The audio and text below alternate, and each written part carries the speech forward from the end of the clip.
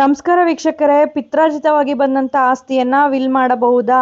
ಇಲ್ಲಿ ನೋಡಬೇಕಾಗಿರೋ ಪ್ರಶ್ನೆ ಏನು ಅಂದರೆ, ಪಿತ್ರಾರ್ಜಿತವಾಗಿ ಬಂದ ಆಸ್ತಿ ಅಥವಾ ಪಿತ್ರಾರ್ಜಿತ ಆಸ್ತಿ, ಇದನ್ನು ನೋಡಬೇಕಾಗುತ್ತೆ. ಯಾವಾಗಲೂ ಕೂಡ ಪಿತ್ರಾರ್ಜಿತ ಆಸ್ತಿಗೆ ವಾರಸುದಾರರು ಇರ್ತಾರೆ. ಅದನ್ನು ಯಾರೂ ಕೂಡ ಒಬ್ಬರು ಪ್ರತ್ಯೇಕವಾಗಿ ವಿಲ್ ಅಥವಾ ದಾನ ಆಗಿರ್ಬೋದು, ಮಾರಾಟ ಆಗಿರ್ಬೋದು ಮಾಡಲಿಕ್ಕೆ ಬರೋದಿಲ್ಲ. ಅದಕ್ಕೆ ಹಲವು ಹಕ್ಕುದಾರರು ಇರ್ತಾರೆ ಪಿತ್ರಾರ್ಜಿತ ಆಸ್ತಿಯಲ್ಲಿ.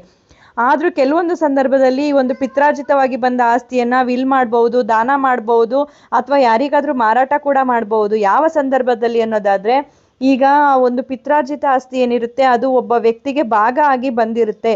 ಎಲ್ಲರಿಗೂ ಕೂಡ ಈಕ್ವಲ್ ಆಗಿ ಶೇರ್ ಆಗಿ ಬಂದಿರೋಂಥ ಆಸ್ತಿ, ಆ ಒಂದು ಆಸ್ತಿಗೆ ಬೇರೆ ಯಾರು ಹಕ್ಕುದಾರರು ಇಲ್ಲ ಅಂತ ಸಂದರ್ಭದಲ್ಲಿ ಆ ವ್ಯಕ್ತಿ ತನ್ನ ಪಾಲಿನ ಆಸ್ತಿಯನ್ನು ಯಾರಿಗಾದರೂ ವಿಲ್ ಮಾಡ್ಬೋದು, ದಾನ ಮಾಡ್ಬೋದು, ಮಾರಾಟ ಮಾಡ್ಬೋದು. ಉದಾಹರಣೆಗೆ ಹೇಳೋದಾದರೆ, ತಂದೆ ತನ್ನ ಪಿತ್ರಾರ್ಜಿತವಾಗಿ ಬಂದಂಥ ಆಸ್ತಿ, ತಂದೆಗೆ ಪಿತ್ರಾರ್ಜಿತವಾಗಿ ಕೆಲವೊಂದು ಆಸ್ತಿ ಬಂದಿರುತ್ತೆ. ಆ ಆಸ್ತಿಯಲ್ಲಿ ತನ್ನ ಇಬ್ಬರು ಗಂಡು ಮಕ್ಕಳಿಗೆ ಸಮನಾದ ಭಾಗವನ್ನು ಮಾಡಿರ್ತಾನೆ. ಆತನಿಗೆ ಇಬ್ಬರೇ ಮಕ್ಕಳಿರ್ತಾರೆ, ಅವರಿಬ್ಬರಿಗೂ ಕೂಡ ಸಮನಾದ ಭಾಗವನ್ನು ಅಣ್ಣ ಮತ್ತು ತಮ್ಮನಿಗೆ ಮಾಡಿರ್ತಾನೆ. ತಮ್ಮನಿಗೆ ಅದು ಪಿತ್ರಾರ್ಜಿತ ಆಸ್ತಿ ಬಂದಿರುತ್ತೆ. ತಮ್ಮನಿಗೆ ಯಾವುದೇ ಮಕ್ಕಳಿರೋದಿಲ್ಲ ಅಥವಾ ಯಾರು ಕೂಡ ವಾರಸುದಾರರು ಇರೋದಿಲ್ಲ, ಹೆಂಡತಿ ಇರೋದಿಲ್ಲ.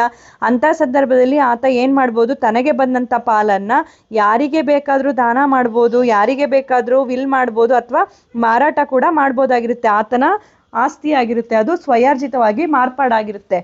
ಆ ಒಂದು ಆಸ್ತಿಯನ್ನು ಪ್ರಶ್ನೆ ಮಾಡಲಿಕ್ಕೆ ಬರೋದಿಲ್ಲ. ಇದೇ ರೀತಿ ಮತ್ತೊಂದು ಪ್ರಶ್ನೆ ಏನು ಅಂದರೆ, ಎರಡನೇ ಹೆಂಡತಿಯ ಮಕ್ಕಳಿಗೆ ಅಂದರೆ ಬಯೋಲಜಿಕಲ್ ಫಾದರಿಂದ ಬಂದಿರೋಂಥ ಅನೂರ್ಜಿತ ವಿವಾಹದಿಂದ ಜನಿಸಿರ್ತಾರೆ, ಆದರೆ ಬಯೋಲಜಿಕಲ್ ಫಾದರ್ ಇರ್ತಾರೆ. ಅಂಥ ಸಂದರ್ಭದಲ್ಲಿ ಅವರಿಗೆ ಪಿತ್ರಾರ್ಜಿತ ಆಸ್ತಿಯಲ್ಲಿ ಭಾಗ ಸಿಗುತ್ತಾ ಅನ್ನೋದಾದರೆ, ಅನೂರ್ಜಿತ ವಿವಾಹದಿಂದ ಜನಿಸಿರೋಂಥ ಮಕ್ಕಳು ಯಾವತ್ತೂ ಕೂಡ ಲೀಗಲ್ ಮಕ್ಕಳೇ ಆಗ್ತಾರೆ. ಅವ್ರಿಗೆ ತಂದೆಯ ಸ್ವಯಾರ್ಜಿತ ಆಸ್ತಿಯಲ್ಲಿ ಸಂಪೂರ್ಣವಾದ ಹಕ್ಕಿರುತ್ತೆ. ಅದೇ ರೀತಿ ಪಿತ್ರಾರ್ಜಿತ ಆಸ್ತಿಯಲ್ಲಿ ತಂದೆಗೆ ಏನು ಪಾಲು ಬಂದಿರುತ್ತೆ ಆ ಪಾಲಿನ ಮೇಲೆ ಆ ಮಕ್ಕಳಿಗೆ ಹಕ್ಕಿರುತ್ತೆ.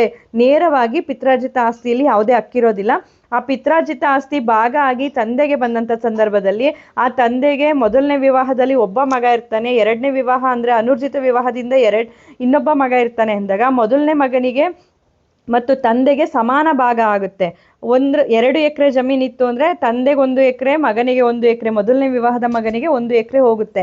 ಈ ತಂದೆಗೆ ಬಂದಂಥ 1 ಎಕರೆ ಜಮೀನು ಏನಿರುತ್ತೆ ಅದರಲ್ಲಿ ಮತ್ತೆ 2 ಭಾಗ ಮಾಡ್ತಾರೆ. ಮೊದಲನೇ ಹೆಂಡತಿ ಮಗನಿಗೆ ಅರ್ಧ ಎಕರೆ, ಹಾಗೂ ಅನೂರ್ಜಿತ ವಿವಾಹದಿಂದ ಜನಿಸಿರುವಂಥ ಮಗ ಏನಿರ್ತಾನೆ ಅವನಿಗೆ ಅರ್ಧ ಎಕರೆ ಅಂತೇಳಿ ಭಾಗ ಮಾಡಲಾಗುತ್ತೆ.